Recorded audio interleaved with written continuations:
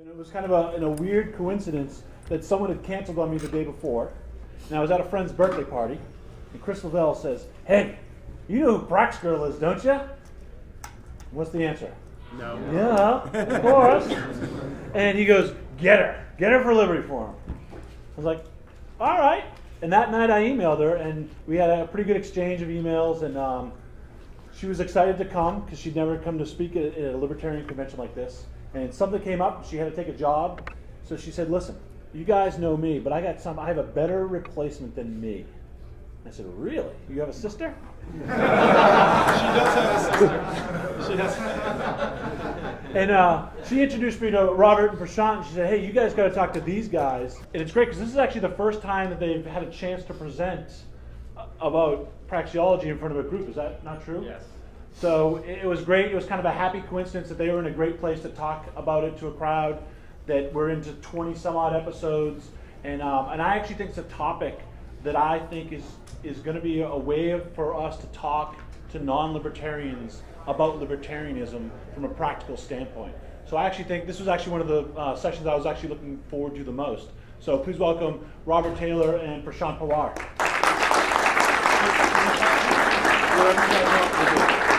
Yeah, you're good. Yeah. So my name is Robert Taylor. I'm an actor, writer, and director living in New York City.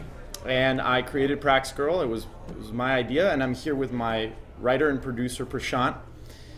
And for any of you that actually have watched the show, Claudia wanted to be here today, but she said that she couldn't because her opportunity cost would be too high. That's what happens when you teach your friends praxiology. They come up with sophisticated ways of saying that they can't hang out with you. Oh, yeah. So what I'm here today to talk about is really telling you guys why you should study praxiology and how it's going to make you a better libertarian. For those of you who have never heard of this, the term praxiology, I think maybe we can pull up a video. Is that possible? Let's try to.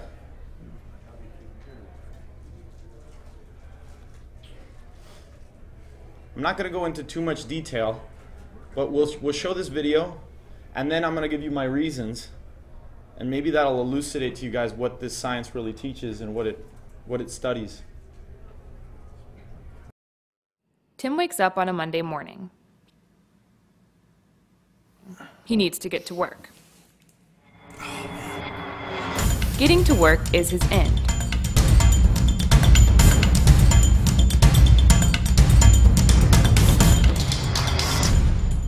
We can derive knowledge from Tim's action through several sciences. Why Tim wants to get to work, psychology. Is going to work a right end for Tim, ethics. What tools or means must Tim employ to make it to work, technology. The study of the fact that Tim wants to get to work and has wanted to in the past, history. There is a science not generally known yet. The logical implications that men, Tim just being one of them, use means to attain chosen ends. Praxiology. Praxiology is a science that builds on the concept of action. Action has many implications. Ends, means, time, value, cost, need, uncertainty, causality, marginal utility, prediction, production, return, exchange, capital, rationality, good, probability, time pressure, scales of value, interest, labor, calculation, pricing, competition, money, market, wages, taxes, credit, business cycle, inflation, deflation, understanding. 10 hours to pick 100 berries. If you remove a man's uneasiness, there must be a fixed and objectively given unit. Action itself is the demonstrated preference for the misallocation of resources, but he acted accordingly to what he believed would achieve his goal.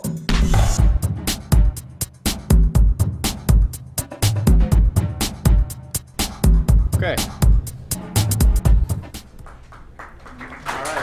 Thank you. So some of you have seen that already. For those of you who haven't, maybe that enlightened you a little bit. So let me give you my reasons for why studying praxiology will make you a better libertarian. I read a recent headline article, a headline that said, "Freakonomist keeps close eye on GE stock versus the height of Mexican weightlifters." Okay, so there's, you know, Freakonomist is one of those freakonomics people. But luckily, this was just an Onion News headline. But I'm just trying to use this as an example to make a real world point, which is that point number one, praxeology will give you the tools to find the inconsistencies in other people's arguments using formal logic. The first advantage that the praxeologist has when walking into any situation where he has to defend an unpopular position, which in our case is defending liberty, is his ability to reason deductively rather than rely on statistics, data, and empirical evidence of all kinds of... as libertarians, if you haven't encountered this kind of situation before, I guarantee you will. Someone's going to come up to you one day and they're going to say, look, I've got this study that shows that raising the minimum wage actually helps the economy, and I have the data to prove it. And you're going to have a decision to make at that point on how you're going to take this down. Because we libertarians, we have a lot of reasons, and you could start by maybe trying to come up with your own data. And you could say, well, no, actually, look, they raised the minimum wage in the last 10 years, and there's higher unemployment right now, right? That's something that we all have as a tool that we could use to argue with people. Or you could make the argument for morality, and you could say that that taxation is theft, and forcing people to do things against their own will is wrong. We all know that argument. But I'm here today to tell you that there's another way, and that way is the praxeological way. The praxeologist doesn't get caught in history wars or sound like a preacher of morality. This is an advantage, I think. What he offers is the chance to elucidate to his opponents that his means are contrary to his ends, necessarily. It's the praxeologist who can properly identify that in any situation where people are talking about governments or freedom or markets, what they're ultimately talking about is human values, and therefore what they're talking about is human action, and that's what we study. It's the praxeologist who has certainty and the deepest epistemological basis for his understanding that human action has to be understood from a purely deductive method. Now, by deductive method, what I really mean to say is that you can't use empirical evidence to learn that human beings act purposefully. You have to infer from the fact that you act purposefully yourself.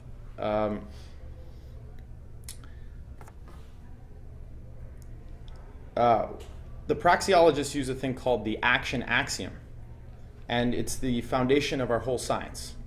The entire science is based on one truth that's undeniable, which is that human beings act purposefully.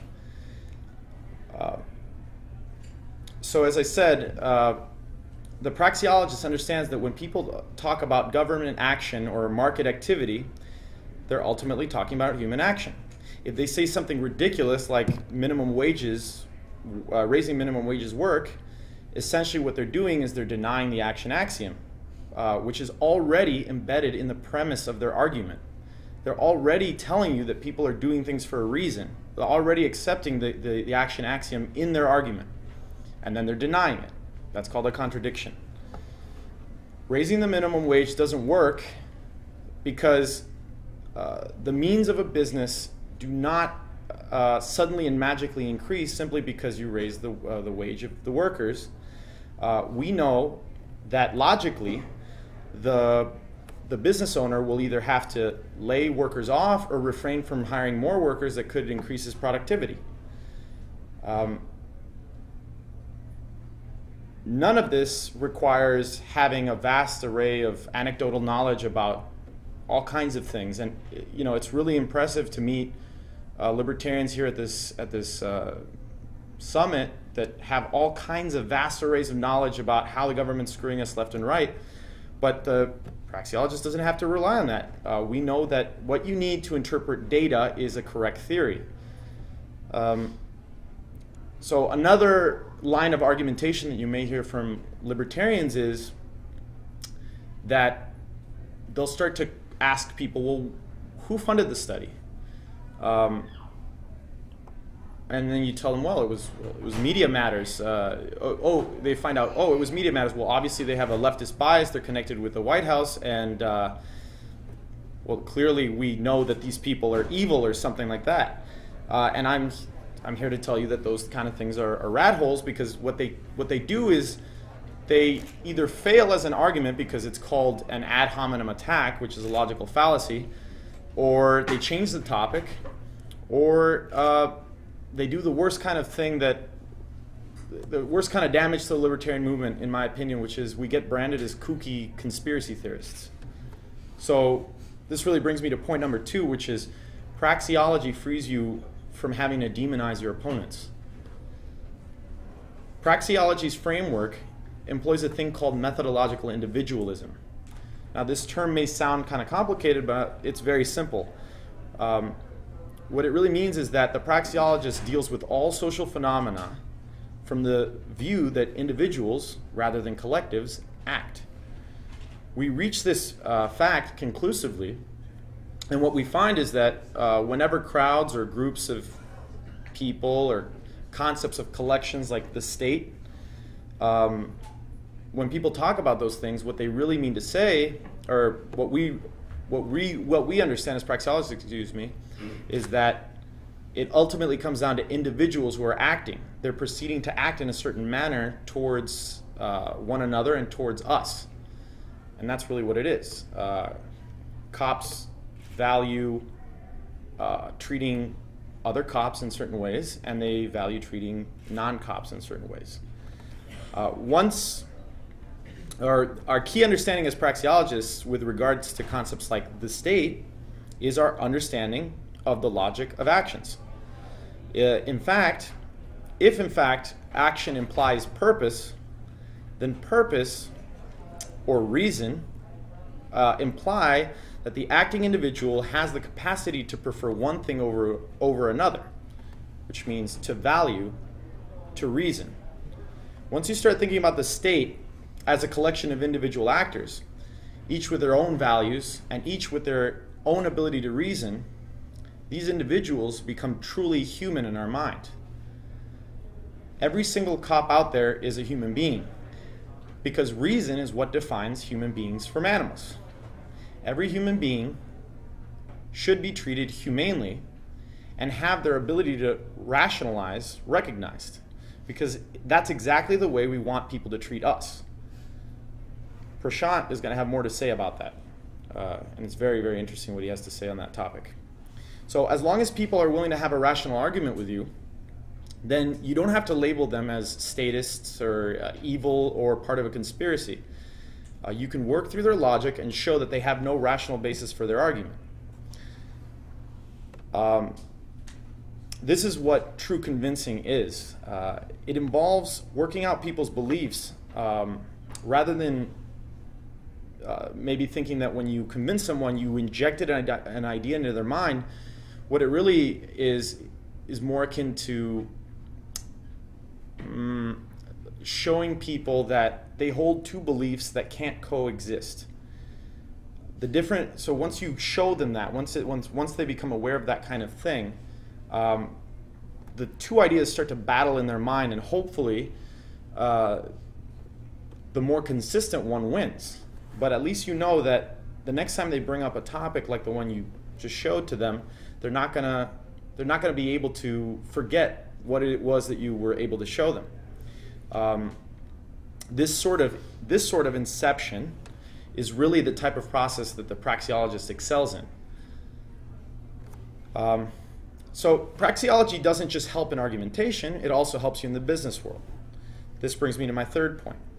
Praxeology will make you a better business manager. As in our science, as we go on understanding the logic of action, we start to introduce the concept of more than one actor. And we learn that when exchange is voluntary, both parties must benefit logically. And as this deduction goes on, we learn that about the concept of money and economic calculation. Praxiology makes the role of money clear. This is what the praxiologist really understands. It shows that when an entrepreneur spends his money, an entrepreneur being the individual that risks his material goods, his personal energy, and his time into creating a successful business, he doesn't have to micromanage his venture in order to be successful. This is another key advantage that we have of understanding as praxiologists. What he needs is that every part of his organization, no matter how large his business is, focuses on making more money than they're putting into their venture. They have to avoid losses, which means wasting resources, and instead put those resources into better use than the competitors and best satisfy customers, right? All this translates into a word that has become really taboo in our age, which is profit. Praxiology shows that profit is not a bad thing, but profit is logically what all action aims at. Action aims at removing the uneasiness of an actor. Or in other words, action aims at profiting by attaining what the actor didn't have before he acted. It's not a bad thing, but it's the obvious reason that purposeful action exists in the first place. Reason is the outcome of a long evolutionary process where animals try to adapt to the nature of reality. So, working on from that, but keeping with the business world, I want to say that praxiology also deepens the understanding of capitalism. A lot of libertarians these days, and we've heard this already today, are using new slogans, and they try to avoid using terms like capitalism. They, I know that the word now, I was kind of informed today that the word agorism, right, has a connotation with a mode of acting. So I get that more, but when people say things like, well, I stand for markets, but I don't stand for capitalism, I think that what this really comes down to is a lack of understanding what capital really is, and praxiology really makes this clear. Capital is deferred present consumption. It means that you save more than you could consume today for the purposes of consuming more in the future. Capital accumulation is, in my opinion, the key to understanding our role as human beings in this world. It's the one true testament to the ability of the human mind to reason and adapt to the laws of nature that he cannot change, as I said before. And the catalyst, and capital is the catalyst that has brought about our flourishing libertarian tradition. Without capital, we wouldn't have the time to think about the things that we were able to conclude, which is that liberty is more preferable than a centrally planned economy, right? It affords us the time to think about the deep issues, and this time is going to allow us to make those final connections between principled logic and the road to liberty. And this is another part of the equation that Prashant's going to talk more about. But for now, what I want you to understand is that praxiology, it's the praxiologist who doesn't shame and also calling himself a capitalist. He doesn't find anything wrong with it because he fully understands what capitalism is, what capital is, and he welcomes the inquiry when people ask him, why do you call yourself a capitalist? And he really turns out to be capital and therefore capitalism's greatest defender. So moving on, there's another level that's really advantageous to being a praxiologist. It's more of the spiritual kind. Praxiology forms deeper connections with your fellow human beings. Now, initially, this might sound like a leftist appeal, like Kumbaya or something, but it really riffs on the concept of capital that I just mentioned. Praxiology helps elucidate that the accumulation of capital is a mode of acting that all human beings can engage in. Okay, it's not just the rich people who are capitalists, but we're all capitalists whenever we engage in saving, and it connects us with. It really connects us with two things. It connects us with the deep future, because when we engage in saving, we necessarily have to think about the future and what we're going to do with those savings. And it also connects us with the deep past. And the way it connects us with the deep past is it makes us aware that, for example, this hotel is not the product of people that are working today, but I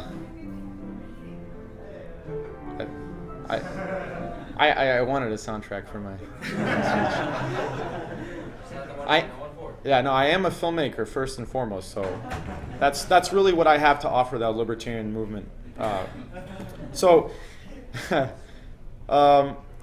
Capital.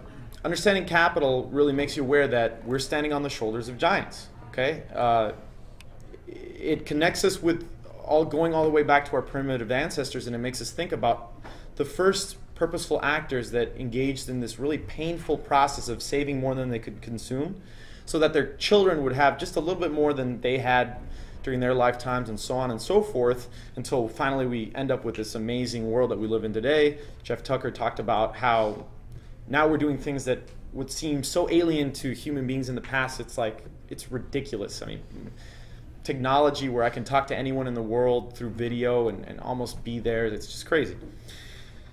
So now I told you a little bit about connecting with other human beings. Let's talk about just a really, really personal level. Praxiology, point number 6, praxiology really gives you a better peace of mind about your own past actions.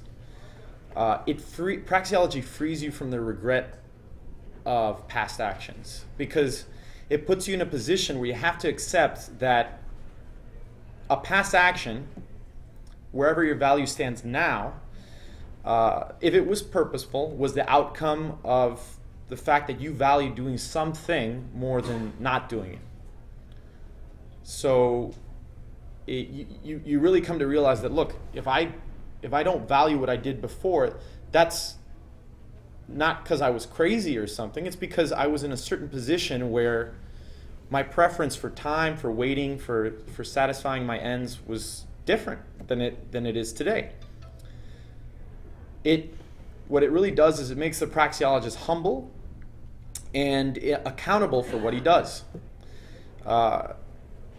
He can properly put his past actions into context, think about the intended aims, and then convert those aims, thinking about the aims, into means for achieving even higher ends. So every time that we think about,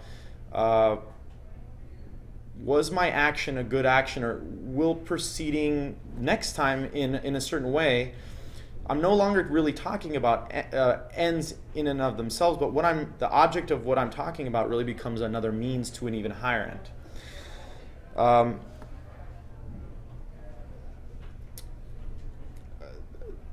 The praxeologist doesn't feel jealousy for other people either, because people that have more money than you, or they have more material goods, you know that if they got rich through the market process, then what that really means is that they had the ability to delay satisfaction more than you did. And it's not a bad thing or a good thing. It just means that you guys are different. So finally, I just want to leave you with saying that praxeology is really helps being a libertarian, because ultimately thinking itself is also an action. And I'd like to think that every libertarian, although he has these, although he values liberty, he always wants to know a little bit more. He's always in a state of dissatisfaction with his amount of knowledge. So thinking, if it is an action, then is a process of engaging your mental energy into better understanding the world around you. And praxiology is one of those keys. And yeah, just last part, I wanted to say that, praxiology is a good word too, because a lot of times people get caught, I don't remember which, I want to say maybe it's our key speaker brother, I don't remember. He dropped the term Austrian economics, and his fellow opponent in this debate said, well, Austria's economy doesn't really matter because, it's really insignificant. So, sometimes the term Austrian economics can be confusing. And also, the praxeologist doesn't just talk about material things. That's what economics is. The praxeologist talks about all actions. We talk about the non-material actions too, like I just mentioned, thinking. So I think that praxeology is a good term that we should jump on, and I have no problem now calling myself a praxeologist. I'm very used to it, but of course I produce a show on the subject. So if you're interested in learning more about it, go to praxiology.tv, watch our videos. We're going to have 20 pretty soon. You got to see our lovely host. And yeah, prax means action, logic. It's really a really good science that I think every libertarian should understand to make your life better. Thank you.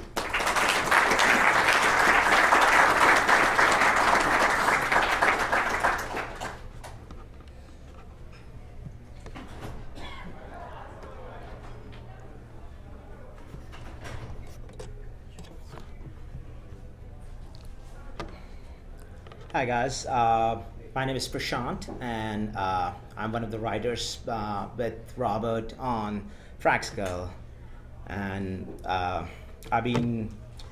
a very big supporter of Free State Project, although it's not possible for me to move anytime soon, but I really do consider New Hampshire and the Free State Project to be one of the most advanced laboratories of liberty. That this is where you see the real experiments being done. This is where you see the real.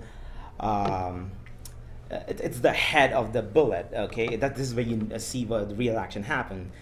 Robert made a really good case about why it's important to learn praxeology, and my aim here would be to elaborate some of the things which me and Robert have learned through our knowledge of understanding logic in human actions. And one of the things which we do is we try to figure out how liberty could be achieved in our lives. What is the right method? Because we have figured out how, I'll tell you something about a pet peeve I have. I've been libertarian for like 4 or 5 years, and one of the biggest, one of the observations which I made is that given a choice between freedom and roads, people always choose roads. They don't care what liberty has to offer as long as they have the security that the government has paved a place for them to drive their cars. So, good thing is, as libertarians and economists, we have figured out who will build the roads, who would provide us money, and a whole bunch of questions. But my area of study is how do we achieve liberty, and what I've studied is I figured it out. I'm not saying I figured it out fully, but the direction I'm going to is the Gandhian method of libertarianism, the Gandhian method of achieving the goal. My focus here is to attract more and more libertarians into studying Gandhi and reconsidering him, and reconsidering his methods instead of just rejecting it, because the states have brainwashed us against our will into believing that only violence gives us a solution. And the more we are understanding about markets, we realize that freedom actually is the solution. So a little bit about myself now. If you look at me, I grew up in India, and you might just think that, okay, he's from India and he likes Gandhi. That's obvious. That's but Gandhi was never my favorite, because I grew up in the government tried their best to make sure that every kid is brainwashed about nonviolence. According to them, all the citizens, all the civilians, all the kids should use nonviolence and Gandhian methods to resolve their conflicts. But when it comes to them, they want to use their violent methods of coercion. And that gave me a very cognitive dissonance on which I couldn't stand for much longer. I just decided to reject Gandhi, and I just refused to believe that Gandhian methods had to do anything with it. In fact, in India, the counterculture is, the mainstream culture is that Gandhi got us independence. The counterculture is pondering over the question, who was responsible for the independence of India? Was it Gandhi or was it Hitler? And by Hitler, what I mean is Hitler's war in Europe, which weakened England and UK so much that they had to leave. There are a lot of misconceptions about Gandhi. I hope to eliminate a few of them. Let's start with the most basic Gandhian principle, and that's where praxeology and Gandhi see eye to eye. Because praxeology is the one which tells us that no political philosophy is possible which is not libertarianism or which does not recognize you as an individual. Everything else is a self-contradiction.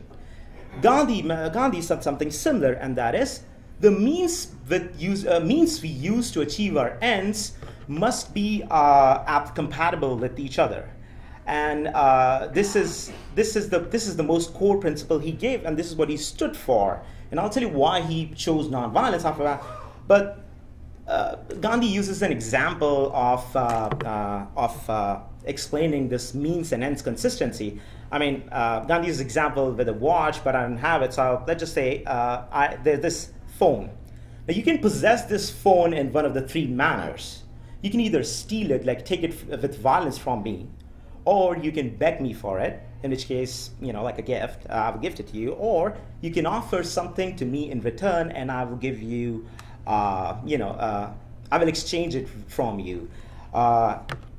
Depending upon the means we choose to acquire this phone will create the relation between you and this object. If you used theft and violence, then it's a stolen property. If you beg me for it, or if you beg me for it, then it's a gift. And if you used exchange, if you made me an offer, then that is a justly owned traded property.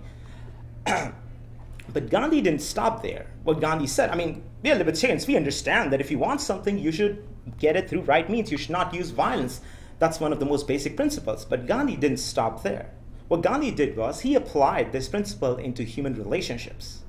What he said is, the same thing is applicable to human relationships, and honestly, libertarian theory does not deal with human relationships so much. It talks about physical and material objects, that you should not use coercion to get them, because if you want to peacefully own this cell phone, if you steal it, then people will come after you, either to steal it back or to just steal it for themselves. But Gandhi says that if you want to be my friend, then you must offer or extend friendship first. You cannot hate me, be my enemy, and then hope that I should just become your friend. You cannot expect love from me if you don't love me yourself. Now, these are very intuitive examples. We understand that. It doesn't stop there. But the counterintuitive examples come into the picture is that if you expect a hater to not hate, or if you expect the hater to become a lover, then you must not hate the hater. It's getting a little bit confusing, but let me take a real example. If there's a racist individual and you want him to not be racist, you cannot hate a racist. Because he's racist. He hates people based on their race or for any criteria. If you just hate him, especially if he hates you for your race, then if you hate him back, then it just validates his own point. You cannot expect him to become not a racist because this is just not how it works. This is your means to change him are incompatible with the end, and that is to make him not racist. And this is the consistent but counterintuitive application of this principle, and that's what Gandhi mastered in. Now, first Gandhi gave this principle, then he applied his ends, and his end was that I want to achieve a peaceful society. So he said, if I want to achieve a peaceful society without violence, then I must not use violence as a mean. Well, like, if Hitler wanted to establish a Nazi state, which is all completely violent, could you expect that if he was a hippie who wore, roses in his hand and he carried and say, I love you guys, let's just invade Europe, okay? The same thing is applicable. The same thing is applicable that if you were to use violence to achieve your end of peace. Take, for example, we want to create a society without a state. obviously we cannot use another state to defeat this state, because then the first state will take place of the original state, and then we'll end up back to where it started with. Similarly, we cannot create our armies to defeat the American army or the statist army, because then our army will take over and become the state. So this is why libertarianism, which is a peaceful end, and this is a peaceful end by design. See, socialists say all the time that their aim is to create a peaceful socialist state, but that's never going to happen. Socialist state is a violent state by design. Okay? They say that they want to have peace in their society, but they're not going to have it.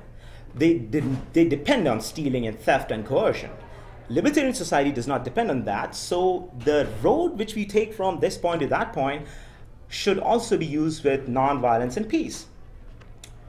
But I have a question. I mean, what I'm basically trying to explain to you is that you cannot hate the cops, no matter what they do to you, because your aim, you believe that they are, when they hit you, they perform coercion against you, they use reason. They're not animals who are just biting you out of pure instinct. You don't reason with animals, but as long as a lot of people do call the cops as animals or other things, but my point is that they also have the ability to reason, and that's what we should focus on. We want to convert them. Our aim is to not eliminate state, but to convert all the statists. Our aim is to not eliminate the statists. Our aim is to convert all the statists into liberty. And this is why what I'm suggesting, what Gandhian principle is, to love them. And there's a method to use it. I'm not just saying that you just love them and you let them do whatever you want, but this is the most basic premises.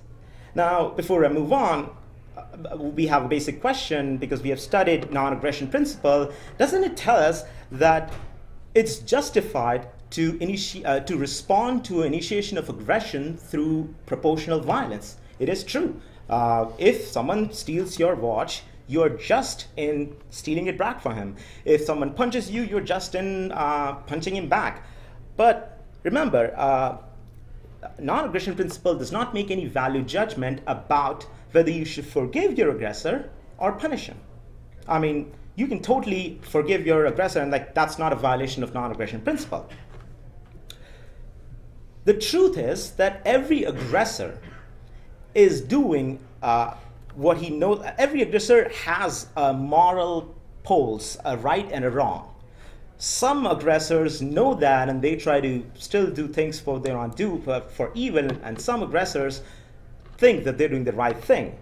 And it's very important to understand that every agent of state has a right and wrong. And contrary to common libertarian belief that he's just evil, he tries to actually act morally right. And this is what we are going to use against him. And that's what we're going to use it to convert a statist. Let's take an example to first understand that he does have a moral right and wrong.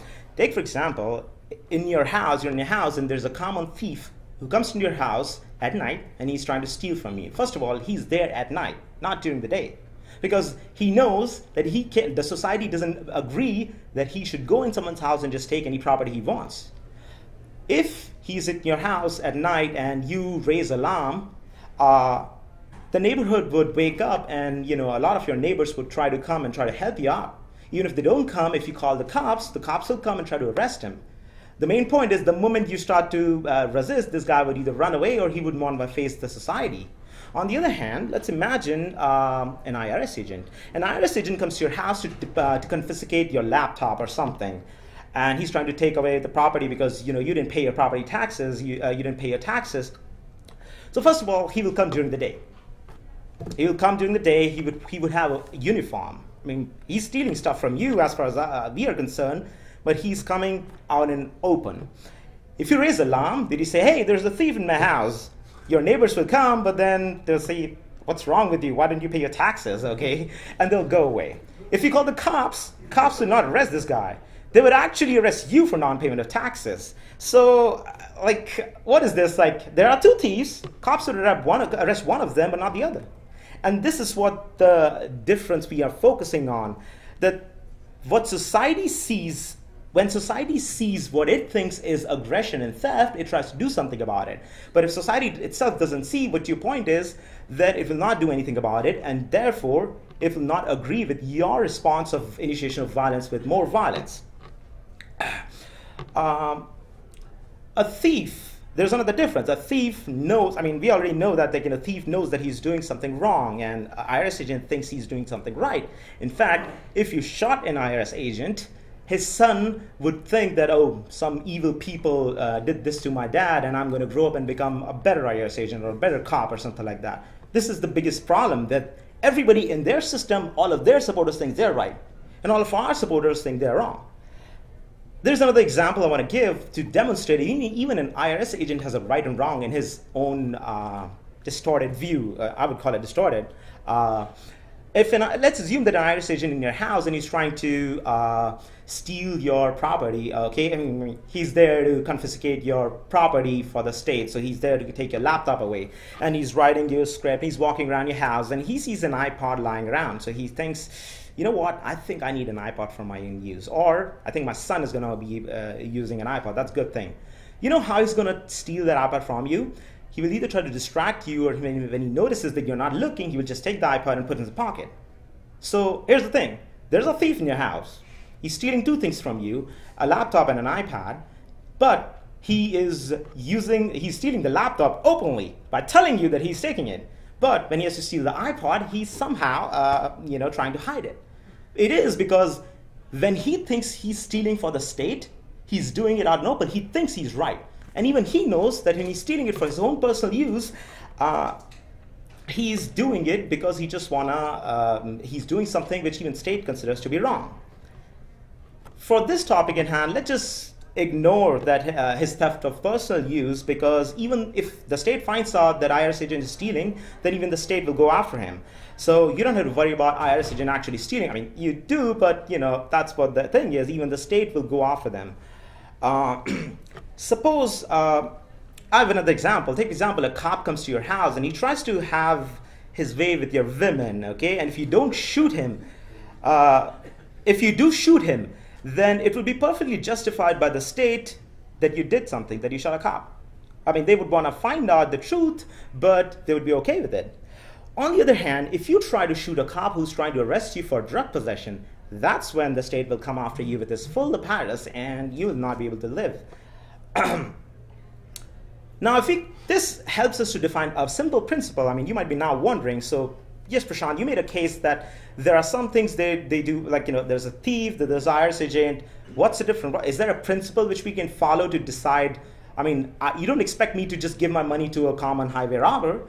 And that's where I'm going to define a principle which you can use to deal with aggressors. And that is, if the moral polarities of an aggressor are twisted around, that is, if what he considered to be right, you consider that to be wrong, and what you consider to be right, he considers that to be wrong, then you must not use violence against him.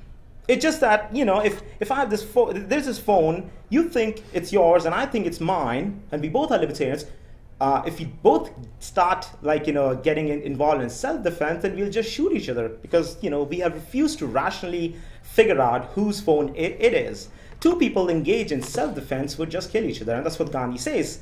An eye for an eye justice will leave the whole world blind. And that's just something, a lot of these conclusions Gandhi came to were very libertarian, and I will try to elaborate more of them. So how can you demonstrate to your misguided aggressor that he is wrong? How can you explain to the cop that he's doing the wrong thing? The way you do it is, because he's the actual aggressor, I mean, we know by libertarian morality that he's an aggressor, you say that I refuse to commit violence on you. And if you're not an aggressor, you will not be aggressed on. And let's see what happens when one of the parties says that, I will not commit any violence. If the cop still commits violence against you, then that opens it up, then he's the bad guy. He's the one who's trying to aggress against you. And if you both keep on getting involved in the fight, then people get to make a decision about it. People get to say, well, you were trying to shoot a cop, that's why he shot you back, so I don't care who was right or wrong, you did the wrong thing. And if you are a guy like, Gandhi, that he refuses to commit acts of violence no matter what. You say to the cop that I'll not retaliate, you just go with him, like, if he wants to arrest you, just go with it, okay? Because you have no intention of resisting it. You are against a system, not individuals. As long as you can make it clear to them, he will be forced to reconsider his own beliefs. And that's what the Gandhian method of what's known as Satyagraha is about. Take, for example, if you're holding a small bag of weed in the middle of the street, okay? And the only aim you have is to get arrested. Like, that's what you're doing. You're holding a bag of weed, and you're saying to the cops that arrest me. Now, you're not smoking it, you're not selling it to anyone, you're just getting arrested. The cop will first of all come and arrest you, okay? Or he will think, what are you trying to do? Well, you should hide that stuff from me, okay? You are not selling it to anyone. There are people who have asked you, they want to buy it. You're not selling it to them, you're not giving it to anyone, you're not smoking it. And what you're trying to say is that you're aiming at their most ridiculous law first, okay? So what you do is you get arrested for holding a bag of weed. And then, it may sound like the question would be why or how, or it's so difficult, but that's not the point. The point is you do that again. You come out of whatever punishment they give you, and you come out of it again, and then you do it again. The question is, the cops would be not immediately, but the point is, they have to consider, why is this guy doing this thing? At some point, they would realize that all their beliefs, all their right morals about arresting, saving the society from the evil people are just coming down, because I'm not a guy who's threatening the society. So they will have to ignore you and go after what they themselves consider to be real criminals. If you were just a drug dealer, then they would just think that you want to get profit and you're an evil guy. You're trying to make society, addicted to crack or something. That's why they're going to use violence against you. Now, if they stop arresting you for holding a bag of weed, then you have made your first victory, and your next goal should be to do something, break the next law. Now you start rolling a joint, okay? If they don't arrest you for that either, because then you take a puff, you smoke it, okay? And then you keep on going from this point to the point where they let you go, let you have your own way, because you are challenging his moral system, you're challenging his morality, and that's what Gandhian principle works on. Someone might say that this is highly inefficient, you will just go to jail and might not even come back home for years. Well, the fact is, if that's the problem, then you should go back home and don't bother fighting the state. Because frankly, if you have a desire of liberty, then there's a cost to pay. We can discuss what's a good cost, what's a bad cost, but if you just are saying that, oh, I don't want to waste my time like the method you're suggesting, then shouldn't be trying to, have a vision about a free society. You should you stay home and merely surrender.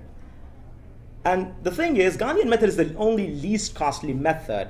There's nothing wrong with it, okay? If you want to go home and not do anything about it, go do it. Just don't go out and call, say F the police or show them a middle finger or call them pigs or anything like that. Because if we show hatred towards a guy who's wrong, you just make sure that he's never going to be able to see your point. Yes, the cost to commit nonviolence is high, but the cost to commit violence is even higher. If you commit violence against the state, they will come after you no matter which country you hide in. And that's what they're good at. They know how to deal with violent people. They just don't know how to deal with non-violent people, because their whole claim gets invalidated if they go after non-violent people. And when I say non-violent, what I really mean to say, not a guy who's just standing, a guy who says, you can do whatever you want, I'm not going to go after you. Because you may stand there and do nothing. A cop might still think that this guy, if I arrest him, might still come after my family.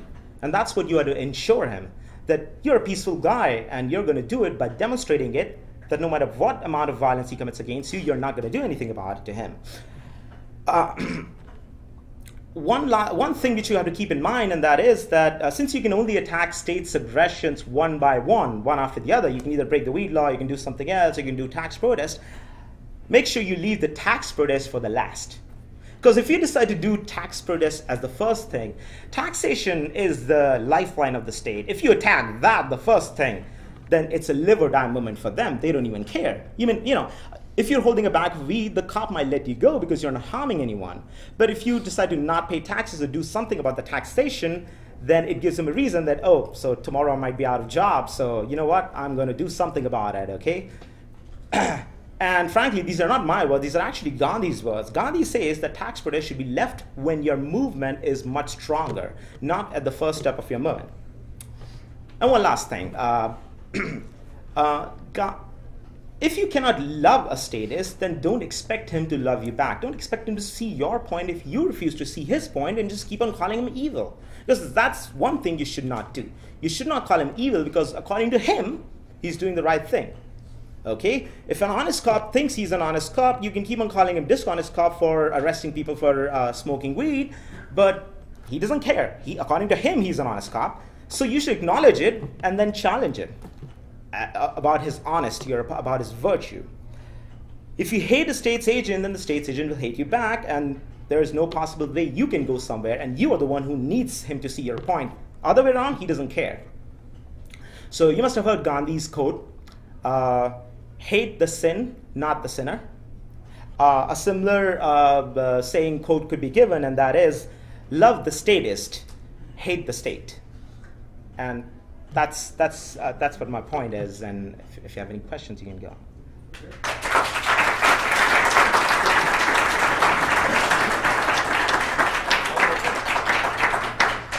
Yeah, if there was any questions too.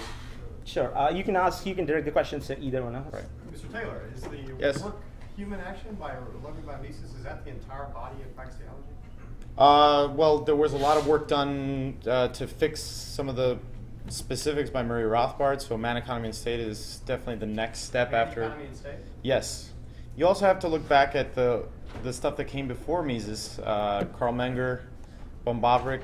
Those people are also instrumental. I mean, it's Mises definitely coined the term, but If you wanted to dig into it deeper, what would you look at? Human action. definitely human action. Human action is, but I wouldn't say that you It should is start 90% of it. But you shouldn't start a human action.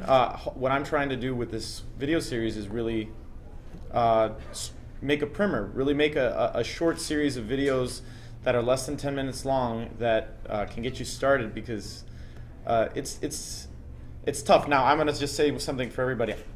That I was a leftist, and then I stumbled on human action. Now I'm an actor, writer, and director, right? So I started reading human action, not being really a full-gone libertarian, and I had selfish reasons for reading it. I thought it was going to make me a better writer.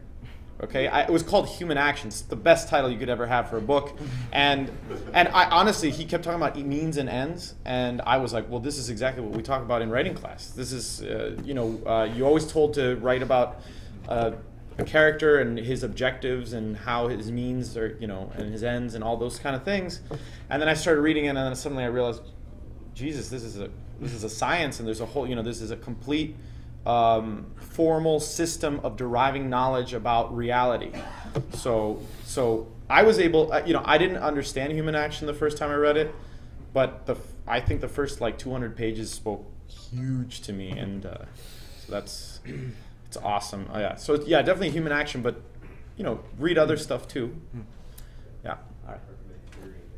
Is there like a Praxiology 101 book or something like that? It's a serious question. Yeah. I can't refer human action to my friends. Yeah. Well, maybe we'll write it. But no. Gene Callahan wrote Austrian Economics for Real People, which basically touches on this stuff. But the only thing I would say is it doesn't try to come up with the simple answers for the methodology really basing itself in action. So it talks in a general sense about economics. Go ahead. Economics for Real People is the very good book for that because it tries to use real examples, and Austrian economists love to use the example of Robinson Crusoe. So Gene Callahan says you know what? Let me just use Survivor. Okay. So he tries to go a little bit on pop culture. He tries to make it really simpler. Yeah. That's a book you should recommend to your friends because he tries to make it mainstream. And he says books for friends, and I'm pretty sure they don't want to read about methodology. No. But I think that there's still if we want to jump on this term praxiology, which is qualitatively different than Austrian economics, then I think the primer's still waiting to be written. Okay. Well, you can say that. I mean, technically, okay. Would you say Schiff's How to Kind of Grows Why It Crashes is close enough to the Austrian, or not really? You know, with the story of the guy fishing. And It is. Yeah. Would that be enough of a primer for like if it's a high school kid? Yes, Yes. definitely. It just doesn't talk about the logic of the action itself.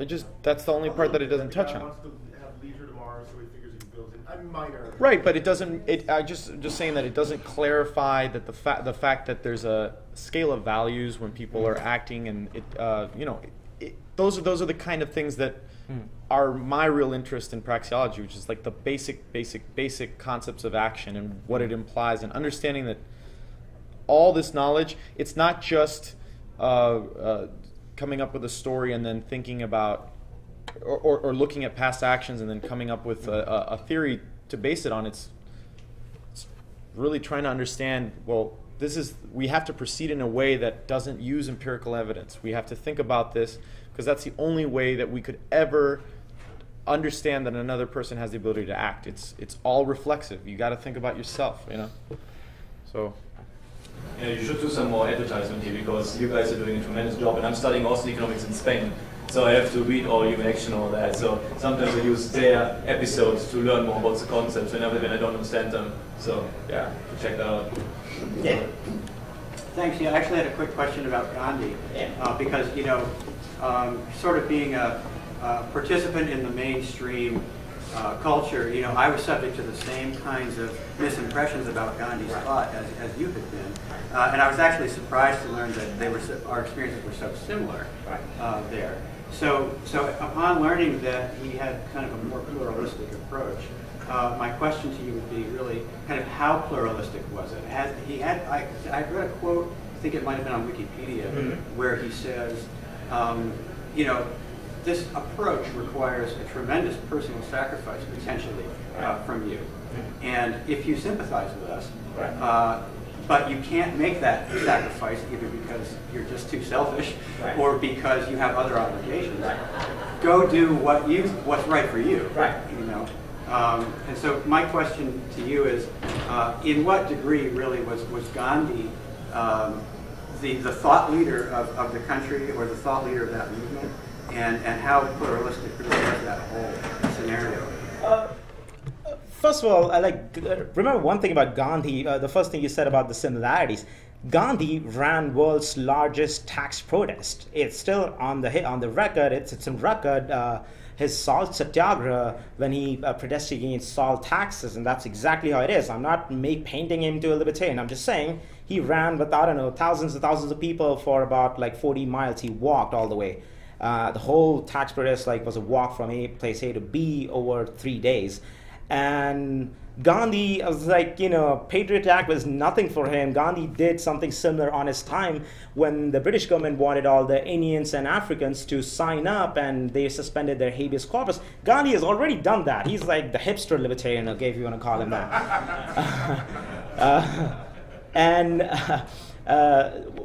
About his influence in the movement, something about Gandhi when you read, you must realize, you must understand that Gandhi started everything in 1860s or 1870s, and he died in 1948.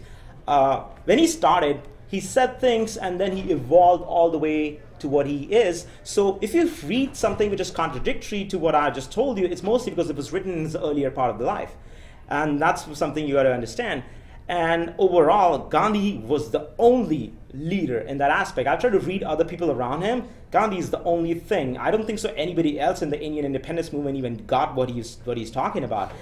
There's a quote from Einstein, which is the only quote from Einstein I like when he talks about politics, and that is, centuries and generations to come, people wonder if that man even, if a man like him even walked on this planet. And it is because people just don't get how nonviolence could do something when we live and grow up in a statist mindset of violence. And that's what it is. I would say Gandhi's complete works are in 42 volumes, okay? So he wrote a lot of stuff.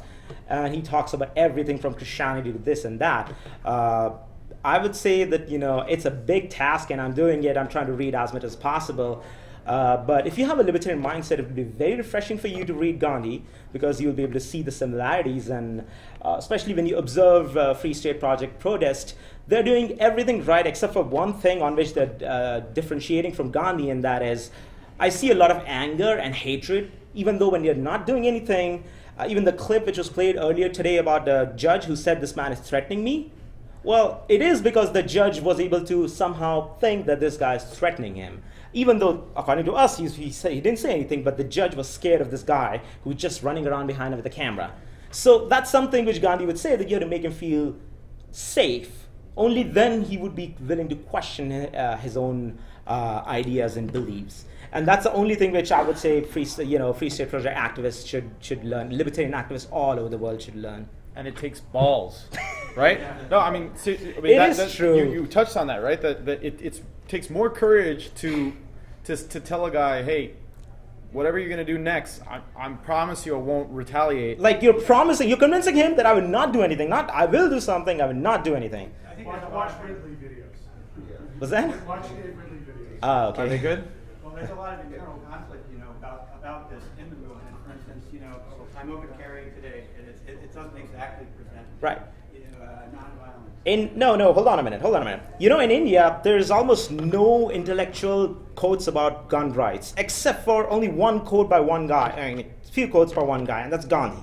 Well, Gandhi said that in the history of humanity, one of the most darkest acts ever done against humanity was when British took away the guns of Indian citizens.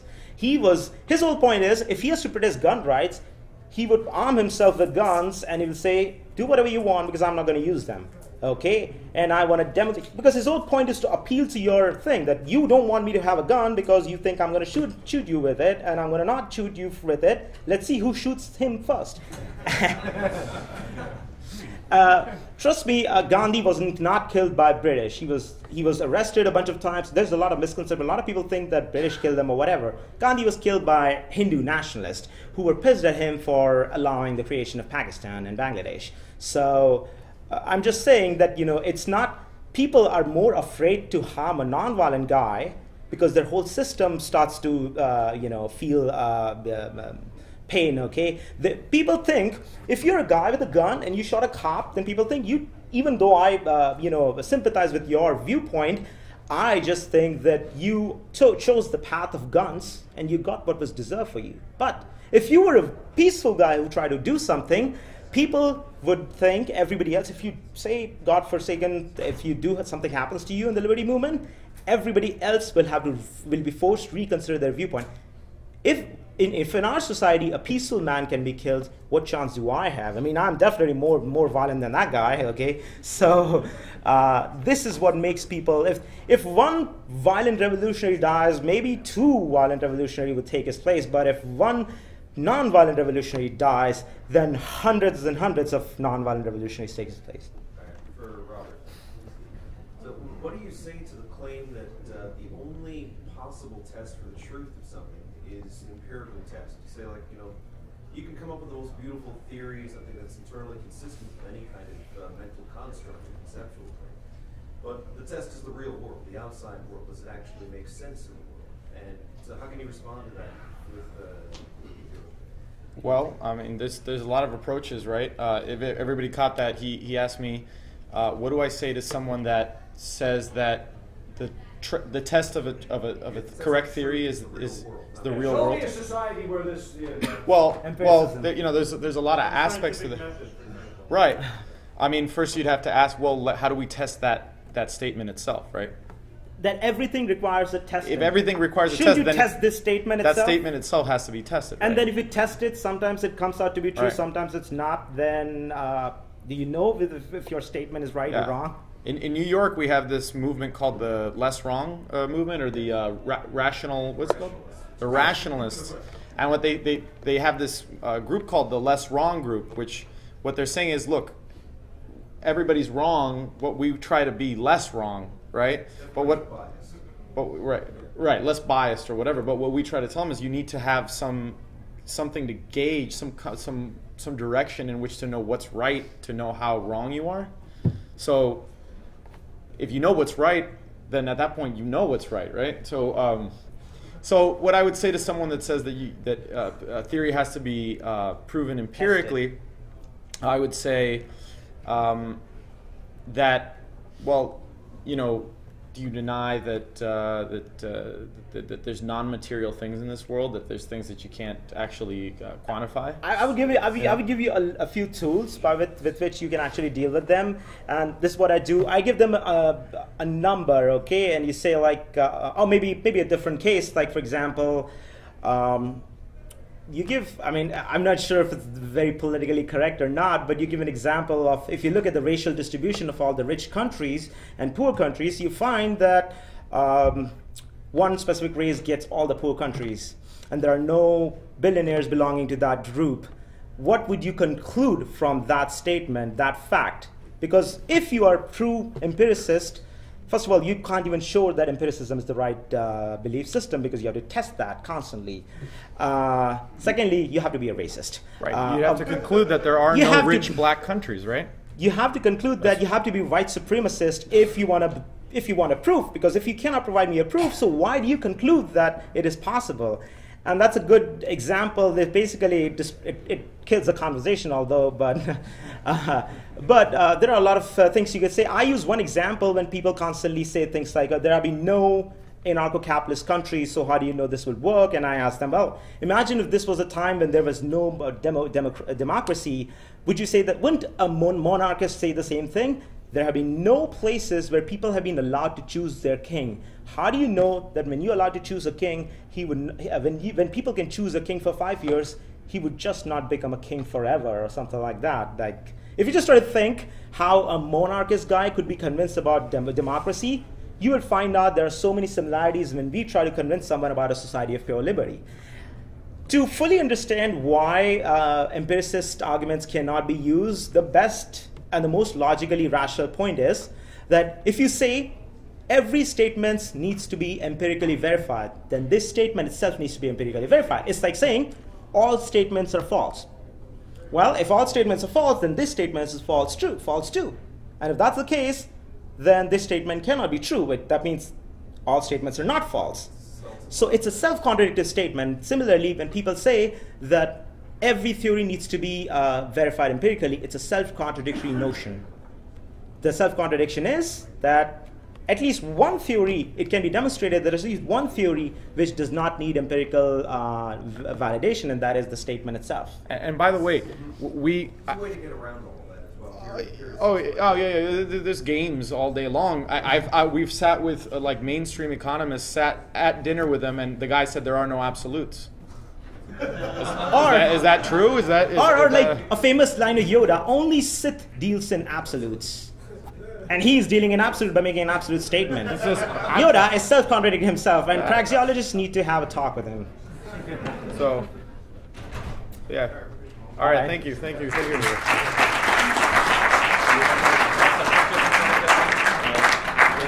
Yeah.